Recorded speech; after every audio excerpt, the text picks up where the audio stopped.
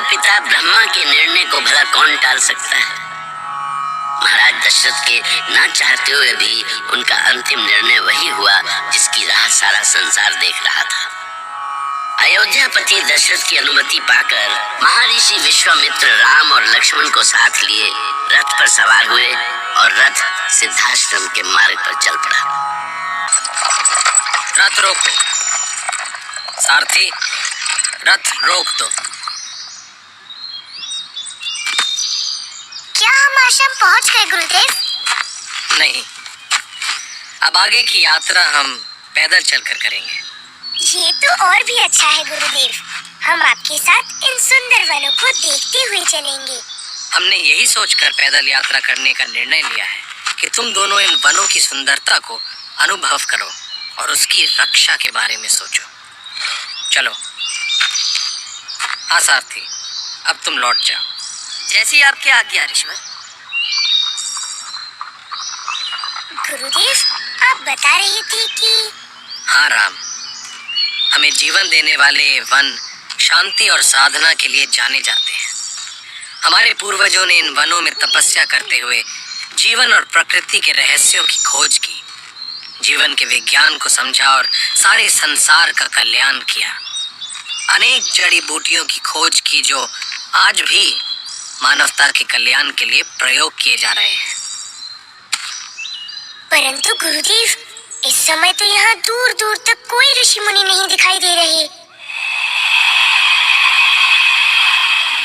हाँ राम, अब यहाँ कोई ऋषि मुनि नहीं दिखाई देते और भविष्य में भी नहीं दिखाई देंगे। क्यों गुरुदेव? क्योंकि अब ये वन शांति के लिए नहीं बल्कि अशांति के लिए जाने जाते हैं। अब इन वनों में धर्म नहीं, अधर्म और अत्याचार होता है। आप ये सब क्या कह रहे हैं गुरुदेव? ये अधर्म कौन करता है? बताइए गुरुदेव, फिर कौन है जो ये पाप कर रहे हैं? आप मौन क्यों हैं गुरुदेव? हाँ गुरुदेव, इन अधर्मियों को दंड क्यों नहीं दिया जाता? क्योंकि वे बलशाली हैं, शक्तिशाली हैं। मैं अभी उनका सर्वनाश कर दूंगा, सदा सदा के लिए मिटा दूंगा उन्हें। बताइए गुरुदेव, अभी इसी क्षण बताइए गुरुदेव, कौन है वे? क्रोधित होने की कोई आवश्यकता नहीं है लक्ष्मण। उन अधर्मियों और अत्याचारियों के अंत के लिए ही तो मैं तुम दोनों को यहाँ लाया। अभी राम ऋषि के आश्रम पहुंचे भी नहीं थे कि एक भयानक राक्षसी उनकी ओर बढ़ी। ऐसी राक्षसी जिसके आतंक से सारा वन कांपता था। ये कैसी गर्जना है गुरुदेव? ये अचानक अंधेरा क्यों छाने लगा? राम, ये ताड़का है, राक्षसी ताड़का। ताड़का? हाँ, ये राक्षसी इस वन में ऋषि महर्षियों को मारकर खा जाती है। गुरुदेव! राम, लगता है ताड़का को इस बात की सूचना मिल गई है कि उसका अंत आ गया है। उसका काल प्रत्यक्ष उसके सामने खड़ा है, इसीलिए वो भीषण गर्जना कर रही है। क्या वो बहुत बली है गुरुदेव? उसके बल का पता तुम्हें स्वयं चल जाएगा लक्ष्मण। अरे वो देखिए गुरुदेव, इतनी बड़ी चट्टान हमारी ओर आ रही है। भैया राम, वो देखिए। चिंता मत करो लक्ष्मण, मैं चट्टान को अभी रोकता हूँ।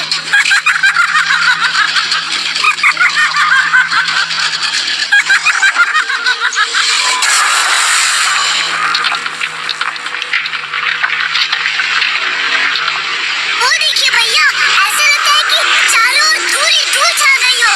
कैसी भयानक आंधी है। धूल की आंधी इधर चली आ रही है। रोकिए भैया, उसे रोकिए, नहीं तो ये आंधी हमें उड़ा ले जाएगी। ताड़का से कोई नहीं बच सकता, कोई भी। मैं तुम दोनों को अपनी मुट्ठी में मसल दूंगी, इसी धूल में मिला दूंगी। सावधान राम, सावधान। ये कोई आंधी नहीं है बल्कि स्वयं ताड़का है। वो अपनी माया से आंधी में बदल गई है। मुझे आज्ञा दीजिए भैया, मैं इसे अभी मार देता हूँ।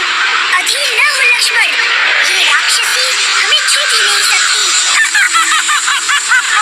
ताड़का से कोई नहीं बच सकता। आ जाओगे तुम्हें, अपना भोजन बनाओ।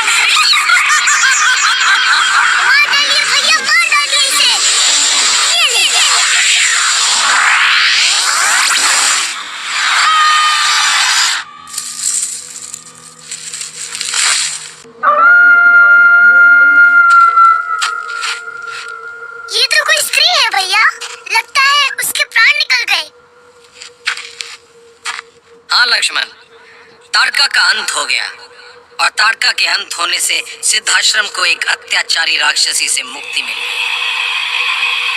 ताड़का का वध कर राम ने वन में अपने आगमन की सूचना दे दी थी, पर ताड़का अकेली नहीं थी।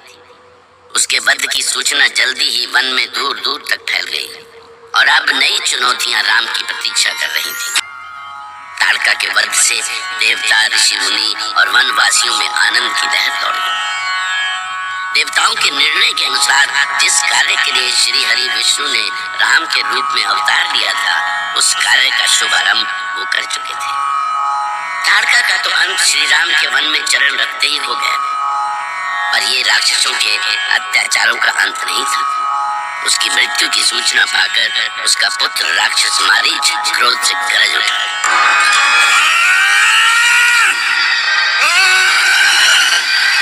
किसका तू साहस है ये?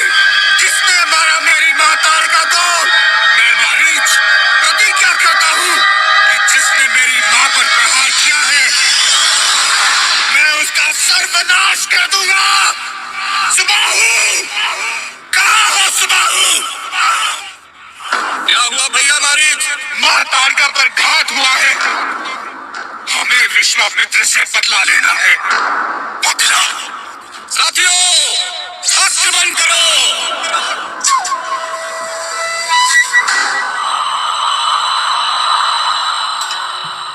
नारायण नारायण, ये राक्षसों का कैसा तांडव है महादेव। क्या हुआ? आप इतने चिंतित क्यों हैं देवर्षि? देखिए प्रभु, नीचे धरती पर देखिए। ताड़का के पुत्रों ने विश्वामित्र के आश्रम पर आक्रमण की घोषणा कर दी है। उनके सैनिक सिद्धाश्रम की ओर बढ़ रहे हैं प्रभु। किंतु सिद्धाश्रम की रक्षा तो अयोध्या कुमार श्री राम कर रहे हैं देवर्षि। पर अभी तो वो बालक है देवाधिदेव, कहीं राम और लक्ष्मण को कुछ हो ना जाए। आप श्री राम की शक्ति पर शंका कर रहे हैं, पर अभी वो किसी पुष्प जैसे कोमल है महादेव।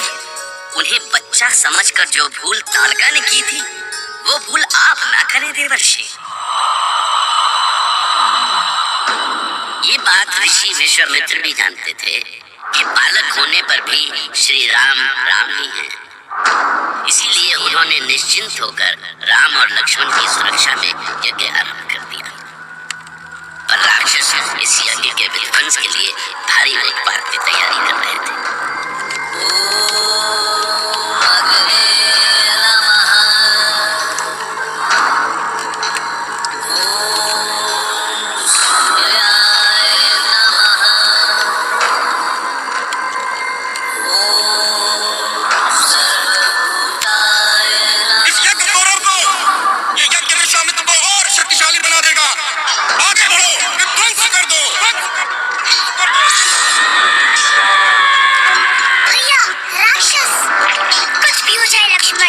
जो भी इस यज्ञ की वेदी के पास आया, यहाँ से जीवित नहीं लौटेगा।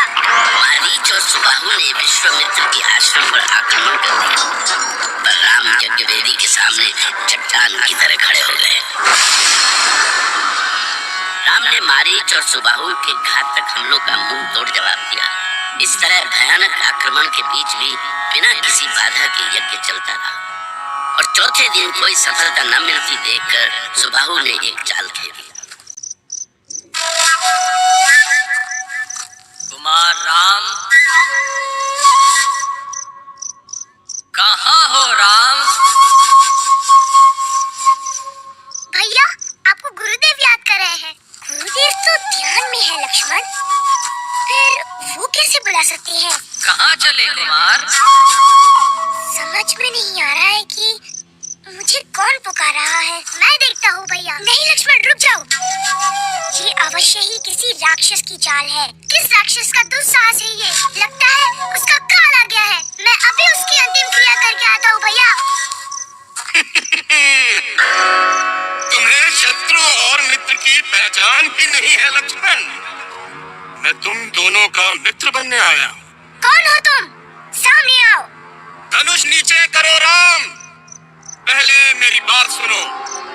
ठीक है, मैं वचन देता हूँ कि जब तक तुम मुझसे कोई छल नहीं करोगे, तब तक मैं तुम पर प्रहार नहीं करूँगा। अपना नाम बताओ। मैं सुबाहु हूँ। पेड़ से बात करो सुबाहु। हाँ, अब बताओ क्या चाहते हो?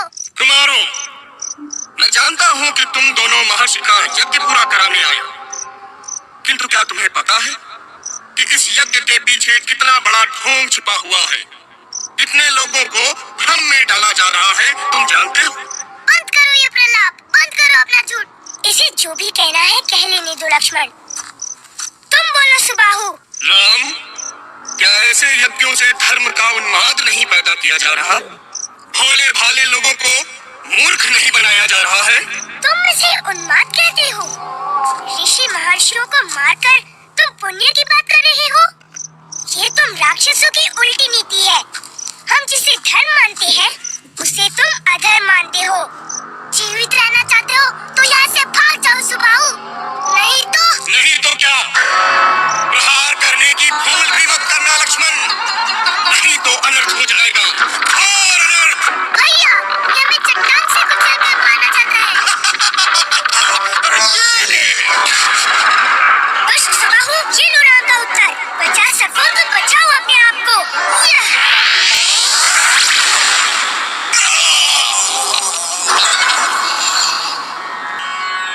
भयानक सुबाहु राम के एक ही प्रहार से धरती पर गिर पड़ा। उसके मुंह से ऐसी चीत्कार निकली कि सारा सिद्धाश्रम थर्रा उठा और अगले ही पल उसके प्राण पखेरु उड़ गए।